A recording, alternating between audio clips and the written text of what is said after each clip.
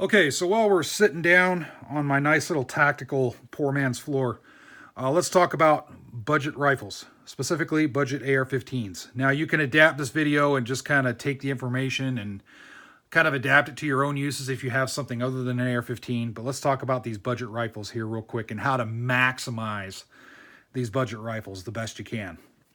So the budget AR-15 is real commonplace, and there's a few things that I see across the board with these, for the most part, that I've seen overlooked.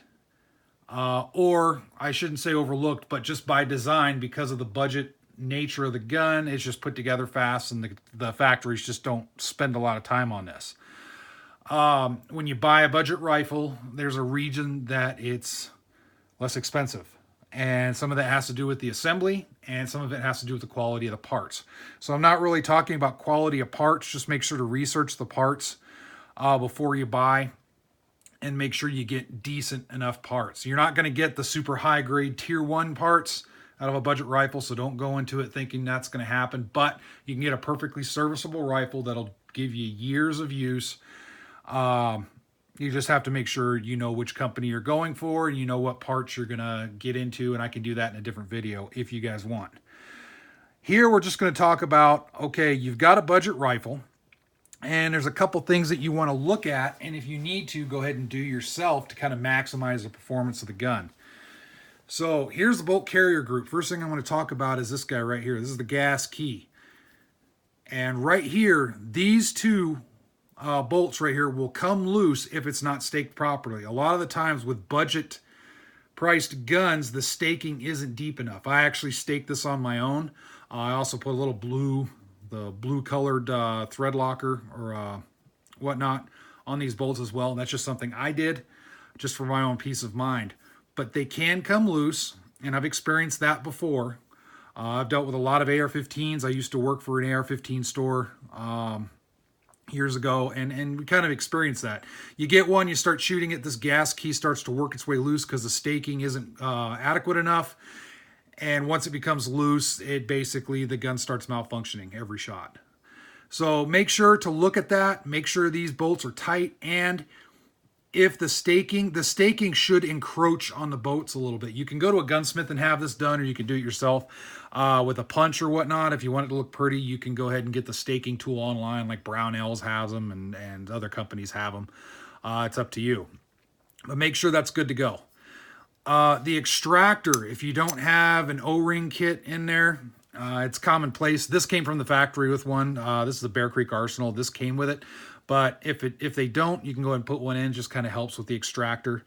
Most AR-15s nowadays, they come with them, and some people will say, no, it's not needed. And no, it's not a need, but it's something, it helps with the extractor tension.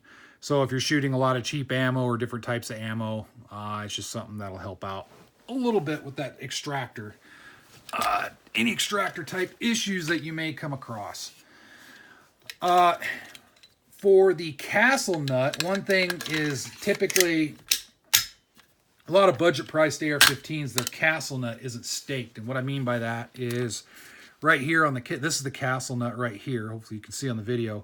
And there's little indents, and you can stake it onto the rear plate so that way it prevents movement. Now this one's kind of set up, it has the fixed stock on the back anyway, but I went ahead and staked mine in 2 different spots. You can use a punch or whatever to do it. Again, just depends if you want it to be pretty or not. If you want to look a little bit prettier, take it to a gunsmith. But that is one thing to look for. You can also use the blue Loctite stuff in there as well to keep it from backing off, and that's what I did.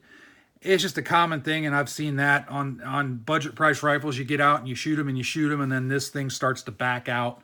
And it's just kind of an annoyance. So make sure to look at that. Up front on the gun, I'll kind of flip it up underneath because you can see it better here.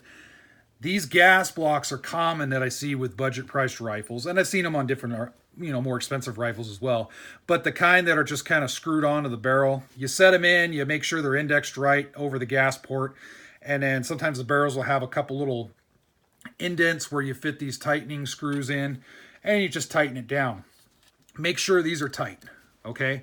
For the most part, I haven't seen many that were loose. I've seen some before that were a little bit loose, and I just kind of tightened them up. But make sure they're tight. If you're going to use any of that thread locker compound, don't use the red stuff. Unless you're just dead set on just not removing your deal. It gets pretty hot here, but just stick with the blue stuff or whatnot. Don't use the red stuff. I think there's some different colors that you can use. I don't have a whole lot of knowledge with that. I just have the blue crap, so I just use that. But make sure to look at that, because that could give you some headaches as well. If we're talking about, move my blanket out of the way here. With these types of handguards here, this is an M-LOK free float handguard, and this is a common design that I've seen. They just kind of fix on right here. Go through and tighten these as well. It's just so that way you're not running any issues with your handguard getting loose. On your trigger assembly, now I haven't experienced this a whole lot, but I have heard that it is an issue. And these right here are trigger pins. Depending on how well the lower is made, you could experience a little bit of walking on the trigger pins. Standard AR-15 trigger pins, they don't fit tight in these holes. You'll see movement, and you'll know what I'm talking about. If you buy an AR-15 and dry fire it a little bit, reset the trigger, you'll see these pins move, and that's normal. But sometimes the specs might be off just a little bit, and you might notice a little bit of walking out one way or another. Well, these KNS sets right here, these little pin sets, prevent that. And they're really inexpensive, and that's just what I did. Now, this one didn't really have an issue with the pins walking out that I've noticed, but I just went ahead and took the step. I mean, this is really inexpensive part. I just went ahead and took the step, threw it in there, and it doesn't mess with the feel of the trigger at all. It's just a standard AR-15 trigger. So it doesn't mess with it at all, and it just gives me peace of mind that now I don't have to worry about that. As far as your muzzle devices are concerned, right here, you can stick with the stock, but there are a lot of inexpensive muzzle devices out there, and you just have to research. I mean, there's some that's kind of a softer metal, and they're not really that great on Amazon, but then you've got brands like this. This is from Ghost Industries. They make the Ghost triggers for the Glock. This is their Valkyrie muzzle brake for the 5.56. I love this thing. I mean, I think I paid like 20-something odd dollars for this, if I remember right, locally, at a store called Machine Guns Montana, where I live. Check them out online, by the way. Awesome store. And this thing is just epic. I mean, it's a great muzzle brake. It's a little bit obnoxious, of course, when you get a muzzle brake. It's obnoxious. But the dang thing, I mean, it really makes shooting the rifle fun.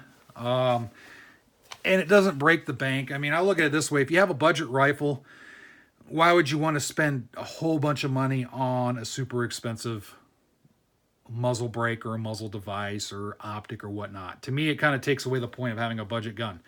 I have other expensive rifles that I can throw the expensive crap on and have fun with those that way. But this, I like to keep it cheap.